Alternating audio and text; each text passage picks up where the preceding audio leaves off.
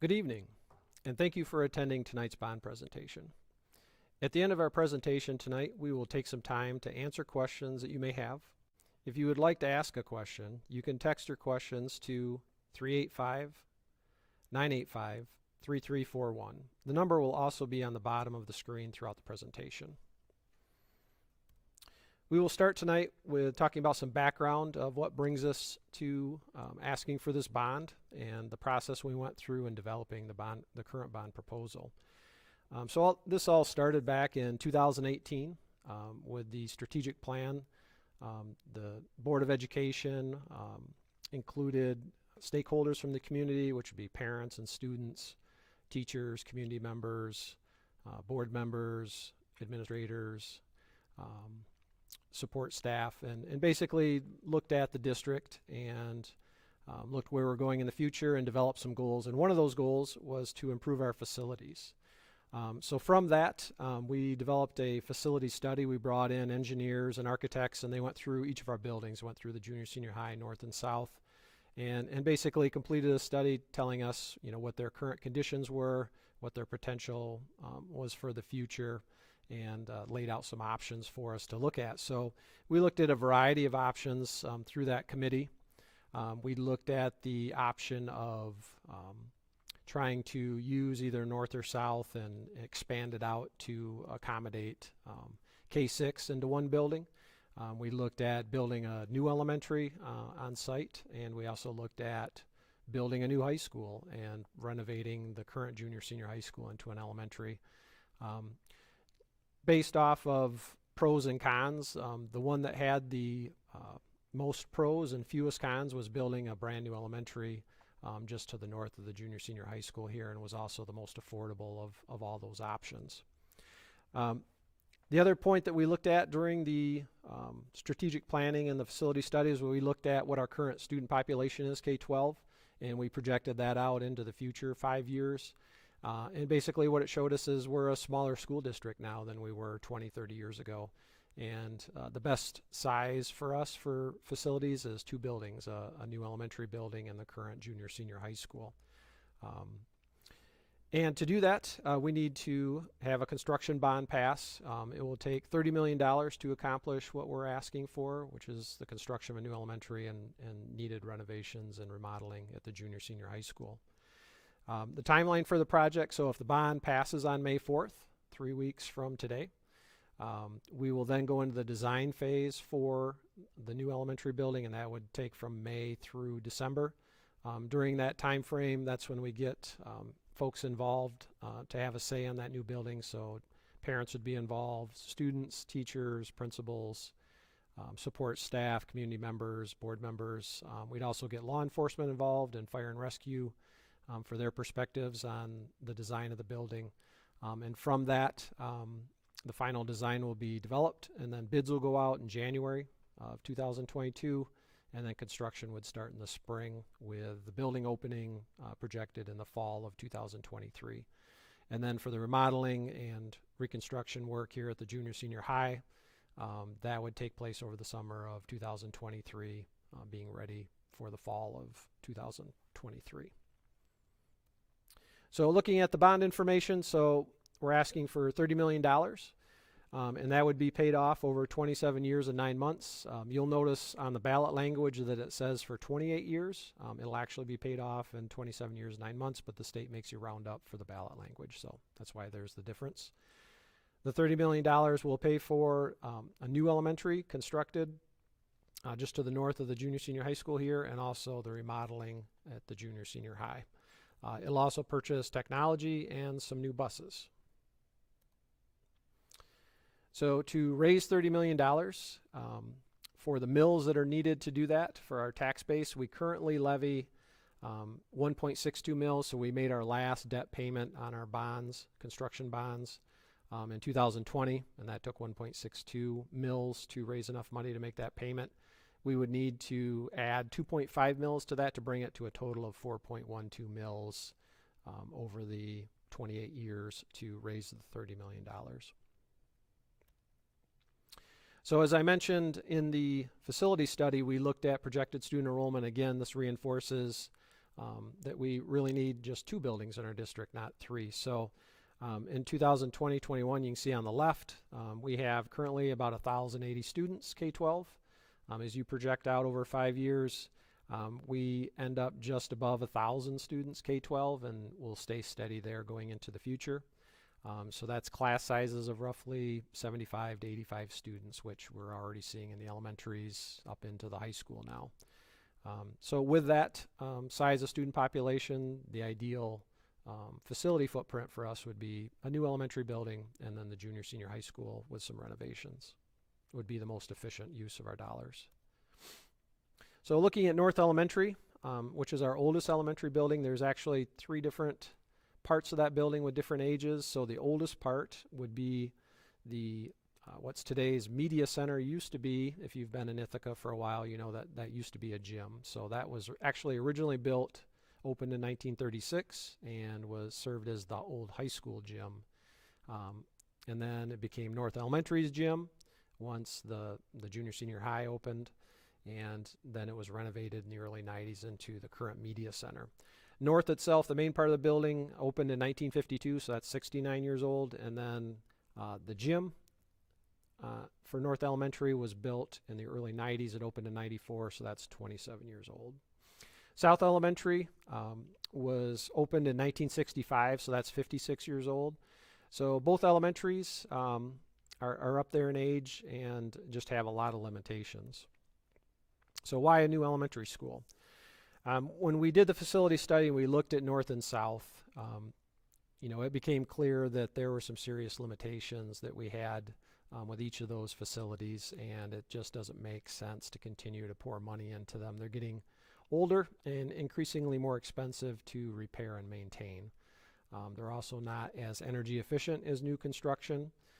A new elementary school built with modern construction materials, insulation, the latest and greatest, is automatically 25% more energy efficient than we currently have, which is a huge savings right off the bat.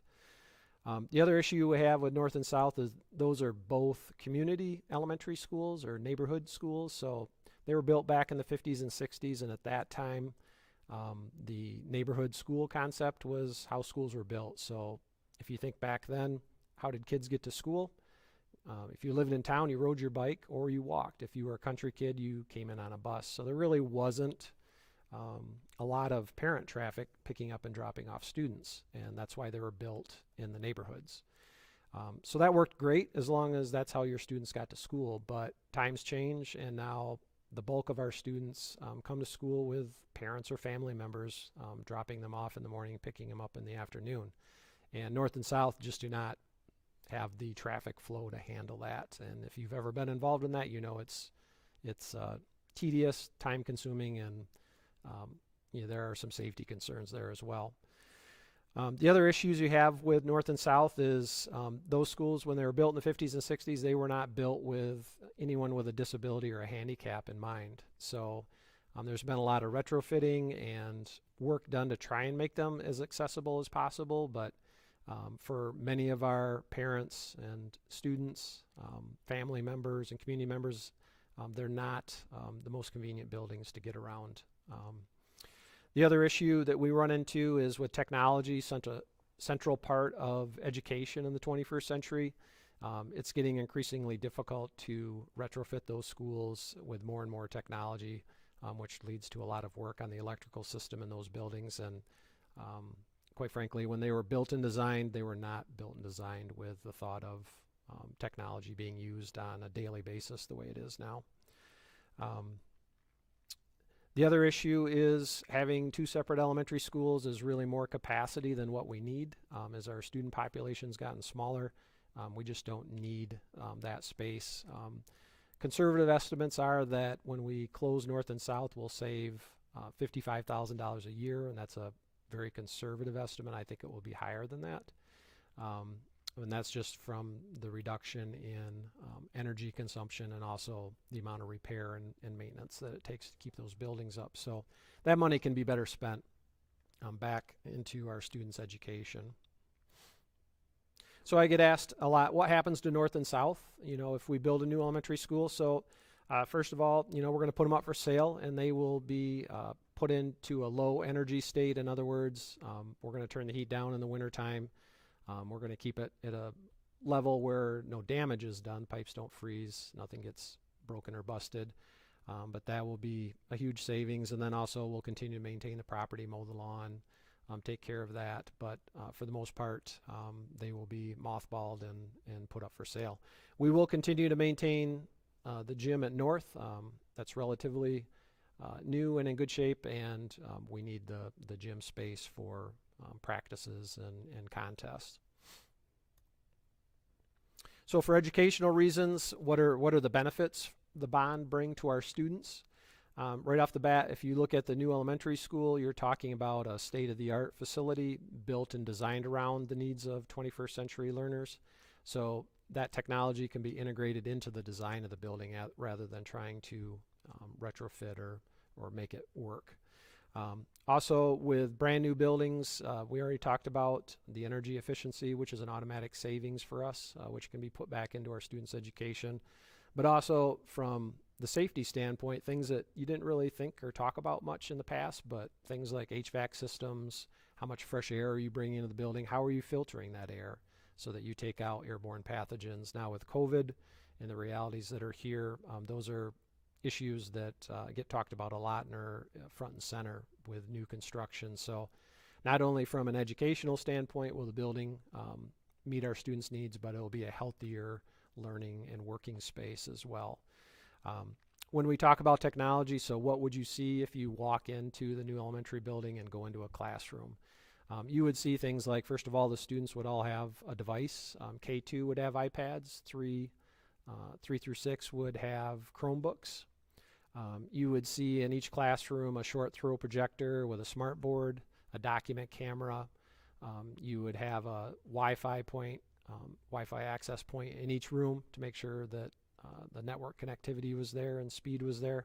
And you'd also see a classroom sound amplification system, and that makes sure that the students, no matter where you're sitting in the classroom, can hear everything that the teacher is giving for instruction.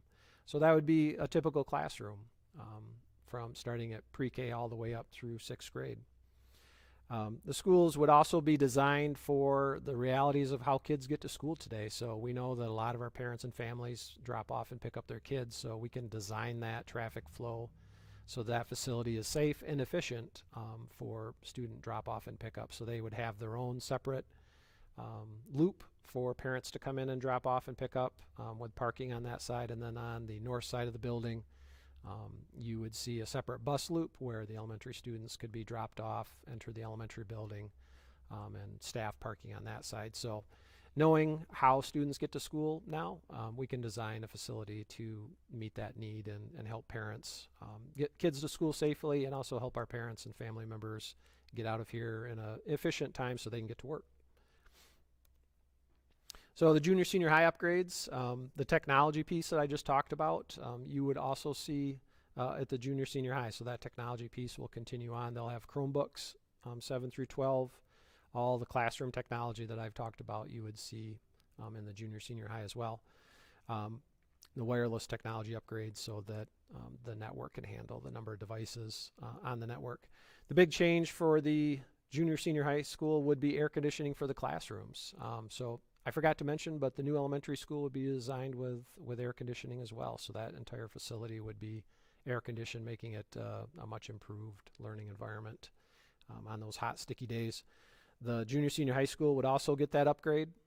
Currently, you go around our schools, you'll see a lot of window units in classrooms, which is not the most efficient way to try and cool spaces. So we can design it so that we can actually cool the building efficiently and appropriately. The other big change for the junior senior high school, cafeteria, which is our major performance space, and that's also where our students eat their breakfast and lunch. So that would be completely remodeled. The old kitchen would get torn out because we would be putting in a new central kitchen. We'll talk about that in a little bit. But that space, the big changes there would be telescopic seating. So if you go to a musical or a play or a choir concert or any type of performance there, assembly, when you're set up on the floor, you're typically staring at the back of someone's head. So I'm fairly tall, so if you're sitting behind me, you get to stare at the back of my head instead of seeing what's going on stage. With telescopic seating, it's tiered seating. It folds out and can be retracted in and is tiered so that you actually are sitting higher, behind the person or the person that's in front of you. So that'd be a big improvement. Also, new lighting and new sound system, which is badly needed for the cafeteria for the performances, would be a huge improvement as well. Down by the gymnasium, the other big renovation would be those bathrooms that get heavily used when the gym is in use. Those would be all upgraded for full ADA compliance and ease of access and use. And then also the stairs, that would be corrected so that if you're leaving the gym, instead of the way it is now to get up to the mezzanine or concession area, you have to go down through the gym, band hallway, up and through the ramp hallway to get up there. We'd be able to put a ramp in that way so that you could simply exit the gym and go like everyone else and get up to where you need to go. We'd also put a new concrete ramp out at the main entrance for the high school. Right now there are steps out there, so if you're can't navigate those steps, you can't get to the main entrance at the high school and have to either come through the superintendent's office or down at the band hallway door where the ramp is at. So that would be corrected as well. And then the other big upgrade would be the electrical service would need to be upgraded within the junior senior high school to handle mainly the new technology. Then also the air conditioning would require more electrical service. So talking about taxes a little bit, how do you pay for this? As I mentioned, so we've been levying 1.62 mills. 2020 we made our last payment, and that's what we levied. We would have to add 2.5 mills to that to bring us up to the 4.12 mills, which would raise for our tax base in our school district the $30 million for the work that we just talked about. So looking at, what does that cost me? So we looked at what an average taxable value would be in our district. So market value for a home of $100,000 with a taxable value at $50,000. That extra 2.5 mills would come out to $125 a year. Break that down, $1042 a month or $240 a week.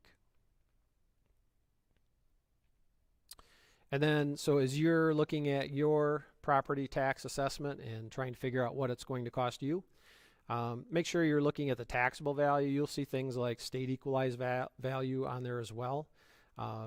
Just make sure that you're looking at the taxable value line on your assessment when you're making that calculation.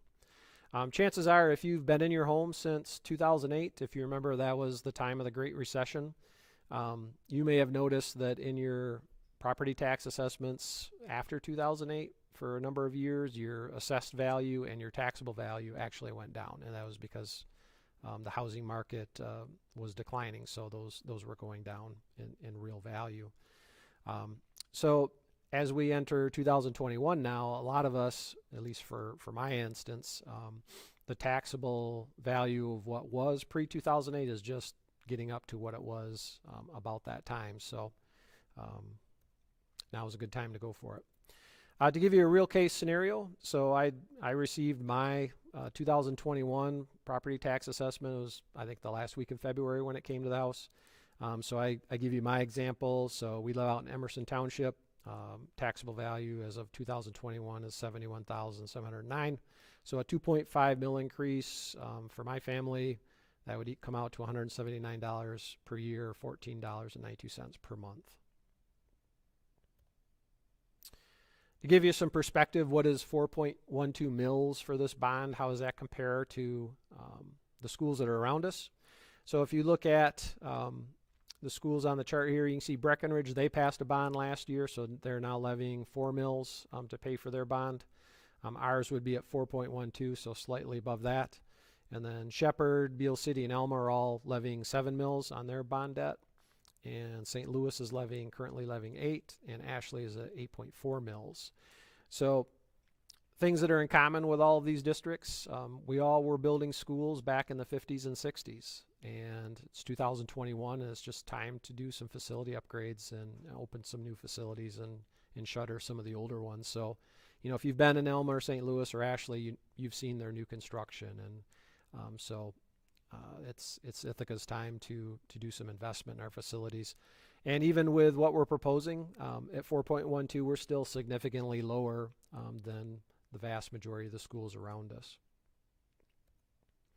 So just to give you a visual for what this would potentially look like.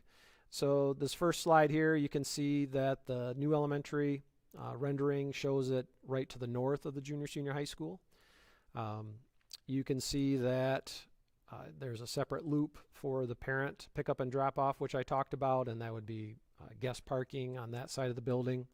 And then on the north side would be the separate bus loop where the staff parking's at, and the buses can come in and drop the students off at the elementary. So I've been asked a few times since our last presentation if the elementary students and the high school students and junior high kids would all be dropped off at the same place, and that's not how it would be designed.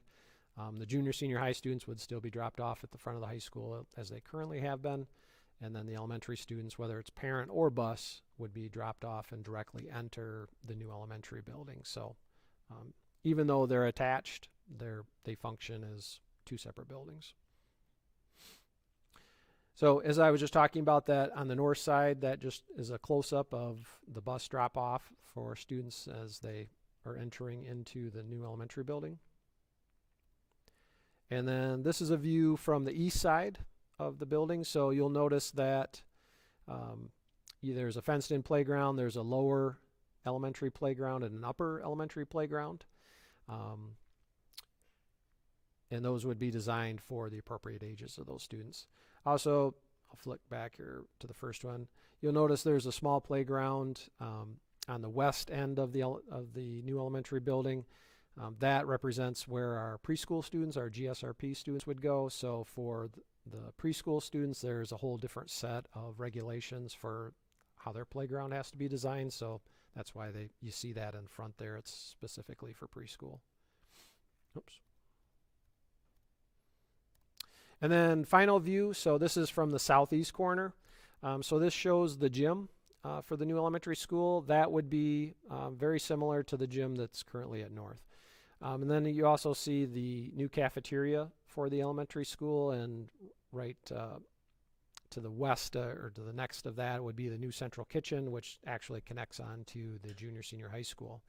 So really excited about the cafeteria. Our elementary students have never actually had a cafeteria to eat in. They currently eat in their gyms. So obviously that causes some issues.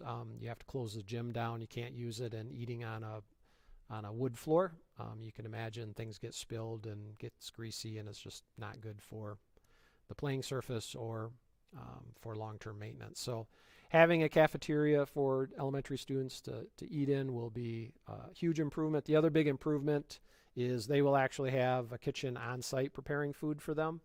And that would obviously greatly impact the quality of the food being served. Right now, the way it works is the central kitchen here at the junior senior high prepares the food. We put it in Mermites, put it in the van, drive it down north and south. So you can imagine anytime you're transporting food, we're not serving it fresh. It impacts, the quality of that food. So really excited about that possibility for our students. I think the elementary students will notice an immediate change with having food prepared on site for them. And that kitchen would also prepare the food for, on the other side, the junior senior high students. So that is an exciting possibility. So that kind of brings us towards the end of our presentation. So, in conclusion, the bond represents a strategic investment in our students and in our community. What we're proposing in this bond proposal really addresses our students' safety and health and education needs for the 21st century. The bond represents a long-term investment for our students in our community, and will benefit both greatly moving forward. So when is the vote? The vote is 3 weeks from today. It'll be Tuesday, May 4th, and polls open at 7 a.m. If you don't want to go to the polls, absentee ballots are available. Reach out to if you live in the city clerk, out in the townships, your township clerk, and you can request an absentee ballot and vote early and be done with it. If you have any questions, you can always reach out to me. Throughout the month, I field questions. Most of them come in email, but happy to answer any questions that you have. Also, if you want some more information or you watch the presentation and you had a question on something, you can go to our website. We have a lot of the same information I presented tonight on the website. And then we also, on social media, we're on Facebook, Twitter, and Instagram. So if you're not following us, please follow us. We put out regular content concerning the bond on a weekly basis, which includes some updated videos as well. And that brings us to an end. So at this time, if there are any questions. One question. I may have missed this. What is the projected enrollment out, say, 5 to 10 years? So I can answer that out to 5 years because through Middle Cities, they do 5-year projections, mainly because it's based on live births in Gratiot County in our district. And in 5 years, they're projecting we're going to be just above 1,000 students, so 1,010 to 1,020 students will be where we're at in 5 years. And then going out from that, looking at, unless barring any major changes going on in Gratiot County, should be steady from there. Okay, that was our only question. So, oh, another question? We did get one that came in, but for some reason it's not showing up. Okay. It is, hi, my name is Bonnie Simcox. I was wondering if staffing numbers will remain the same. Yeah, so currently our staffing numbers, we have about 3 sections per grade level, with students in each grade around 75 to 85 students. That requires basically 3 sections to manage that. We have a little more at the kindergarten level because we have Young Fives program, and the numbers are best to be kept low, at the kindergarten level for sure, and even into 1st and 2nd grade. But I'm not projecting any major changes in staffing. As long as we're in that 75 to 85 students, there'll be 3 sections to meet those needs. So, okay. That's all right. Checking for more questions. Nope, that was it. She said also great presentation. Oh, well, thank you. Appreciate everyone's time tonight. So remember, the vote is May 4th. We hope you turn out and vote. Thank you very much.